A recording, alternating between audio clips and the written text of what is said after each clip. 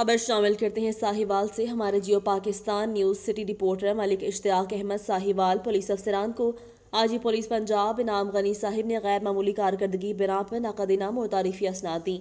आज ही पंजाब ने साहिवाल के नामवर और बेहतरीन क्राइम कंट्रोलर SHO इंस्पेक्टर इमदाद हुसैन, नहायत तजुर्बाकार और ज़ेरिक SHO इंस्पेक्टर अल्लाह अख्तर, नहायत तहीन और अमन आमा कायम रखने के माहिर SHO sub inspector Asif server, अवाम दोस्त और खुश अखलाक SHO sub inspector Nadeem Anwar और साहिवाल पुलिस की शानदार मुस्तकबिल और जराइम की बेहकनी की महारत और जज्बा रखने वाले SHO sub inspector Aamir Farooq को उनकी कारकर्दगी की बिना पर इनामात से नवाजा और तारीफी असनाद के जरिए हौसला अफजाई की।